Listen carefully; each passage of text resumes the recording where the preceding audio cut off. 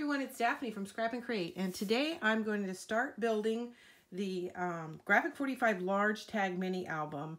And so in the end you'll have a tutorial for this album as well.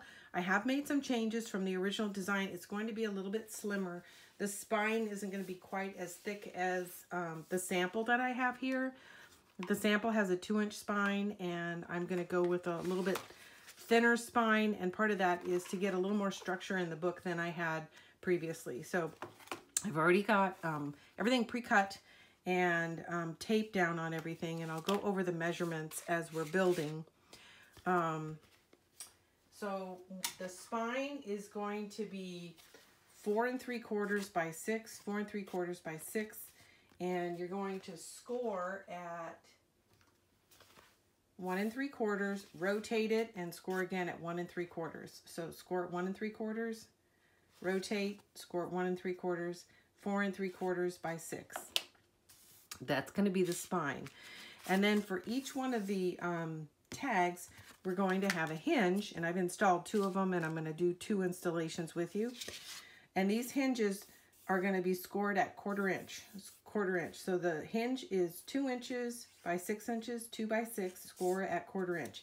And I'm leaving a large part to attach to the tag. And the reason I'm doing that is because I want to add some structure to the book. Because the tags themselves are not, there's no pocket page, so it's just a single width or a single piece of paper. So to add some rigidity to the book, I'm using these large hinges, which will help add overall structure to the book.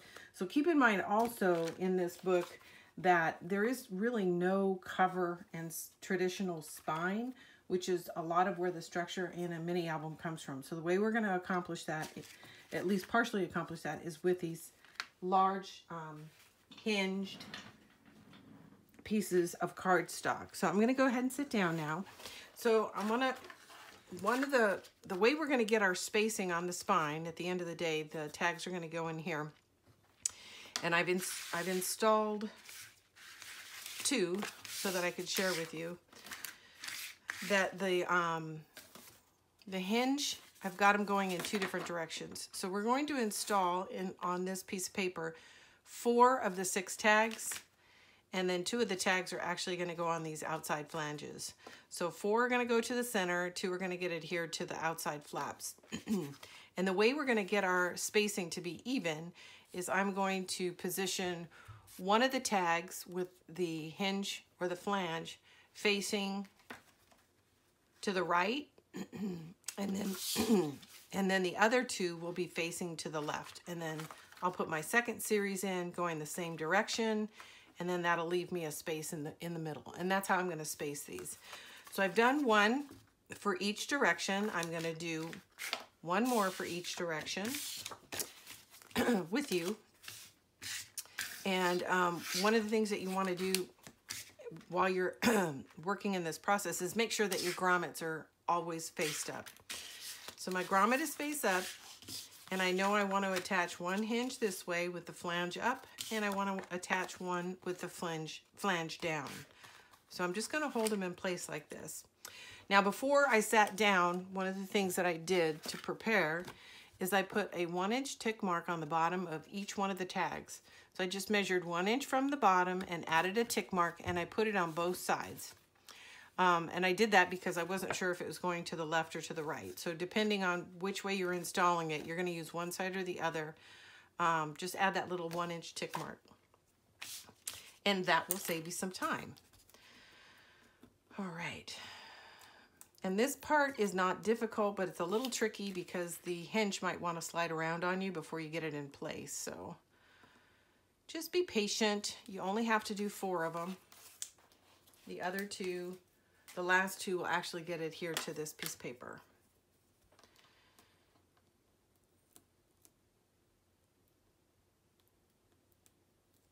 Okay. All right, so this one's down, this one's going to be up. So I'm going to turn it sideways so I can see the tick mark. It's a little closer to me. I'm going to come in at an angle so that I'm not touching any of the tape until I get it close to the spine, or to the score line. I'm sorry. Until I get it close to the score line, and then I'm going to lay it down. And you may be getting a lot of the top of my head. I apologize if that's the case. I'm having a hard time seeing. So I'm going to turn it this way so I can see on the other side of the hinge.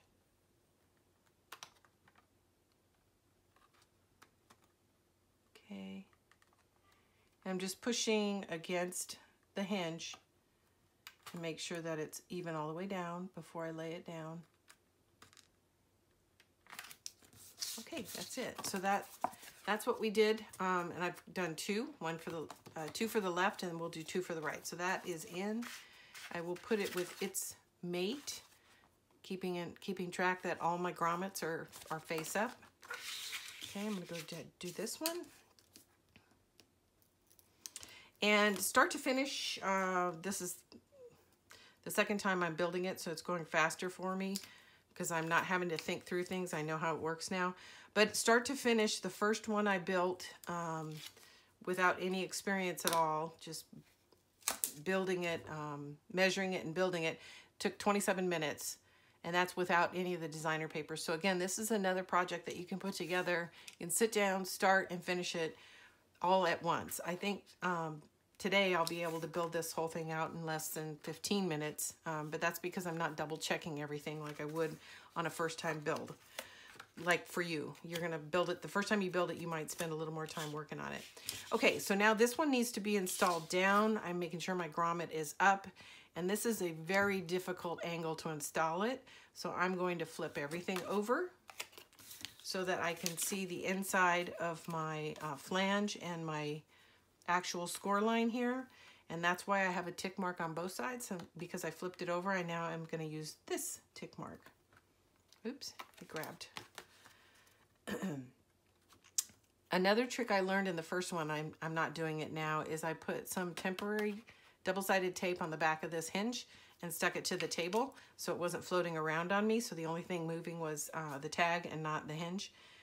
So that's a quick build. Could improve your build process and speed things up for you. And then you just take the tape off when you're done. But since I've done it a few times, my confidence has really kind of gone through the roof. So I'm just doing it freehand. Okay, so that is done. So now I'll put it with its mate. So this is how they're going to get installed, two on each side. And we're going to go ahead and install the right-hand side first. And rather than putting tape on the hinge, which is what I normally do because it's a 1/4 inch hinge, that's pretty hard to deal with, I put all my tape on the spine. And I'll lay the hinge down against it. Okay. And the way I know I'm getting my spacing is I'm going to take this hinge and I'm going to fold this up and I'm going to press it against that score line. And I might have to do some maneuvering. And all you're doing is you're taking this corner and matching it with this corner.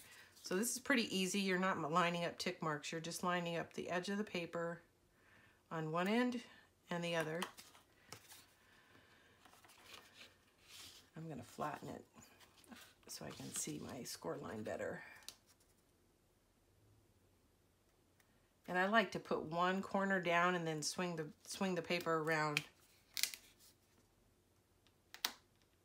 to the other end. And that is in. I'm going to burnish that down. And it's a 1/4 inch, so it's not a whole lot.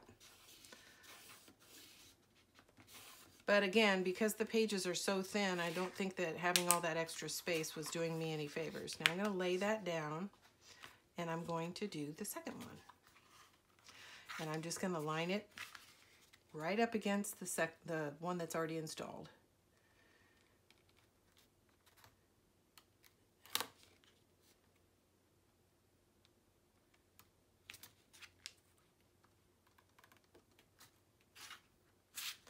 And I'm pushing that, I'm pushing the flange right up against the one that's installed.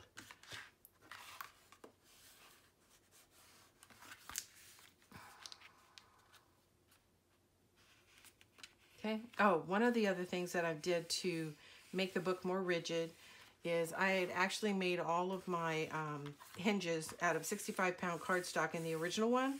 and I went for 110 pound for this one.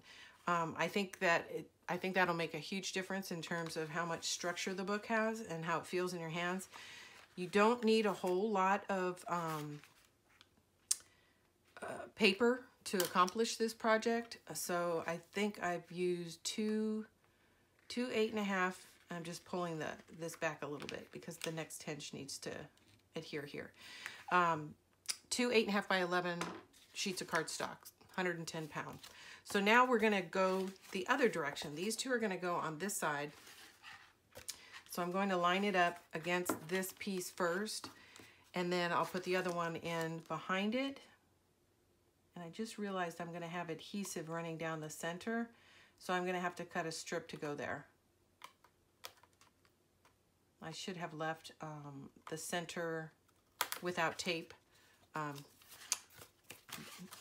we can fix that as soon as I get these in. Okay, there we go. Okay, that's in, and then we're going to install the last one. And these go pretty quick, especially the second one. The first one takes a little bit of time, but once you get the first one in, they just line off each other, so it goes in pretty fast. All right, and then I'm gonna push this down. There we go. And then you can see I left a strip of tape in the middle, which we don't want. So I am going to cut a really thin strip of black cardstock to lay on top of that, which I don't have at the moment. So I'm going to have to come back to that. So in the meantime, we have these two parts of the spine and covers exposed, and each one of these is going to get a tag. So one's going to go on the front, one's going to go on the back.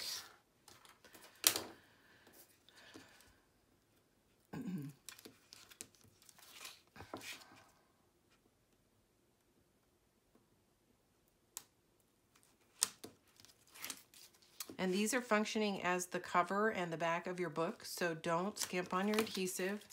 Cover that whole panel.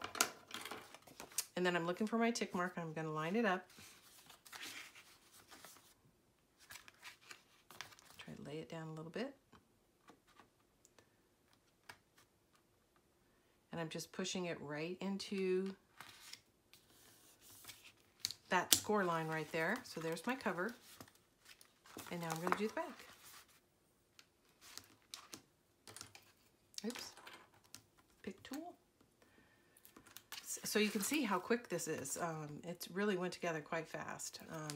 And then because you're using your die, trimming out the papers to cover the book goes really fast too. Okay. I won't be decorating this one. You can use the original one I used as a basis, but I won't be trimming this one out. And it goes, like I said, pretty quick and easy because each sheet is die cut. So it really becomes about your embellishments. So I'm going to turn this sideways so I can see my score line clearly before I start to lay this down. And I'm just holding the edge of this to keep it from flipping up and grabbing my tag before I'm ready.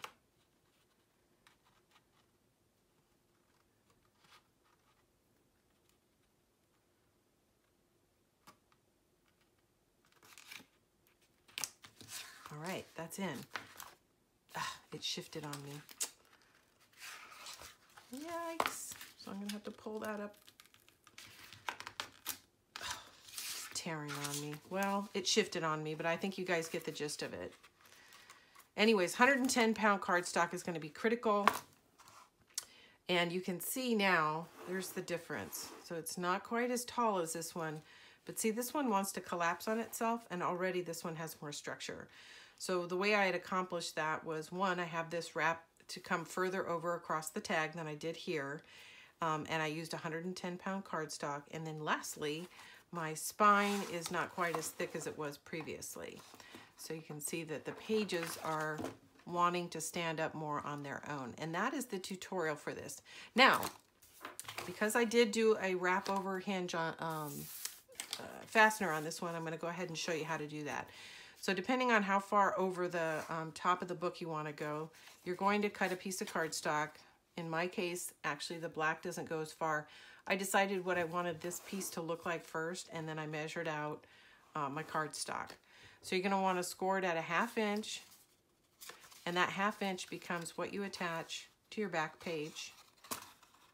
And this is exactly how I did it for the 4x6 as well. And then you're going to measure 1 1/4 inches up, because that's the width of the spine, and make another score line. So you've got what looks kind of like a J.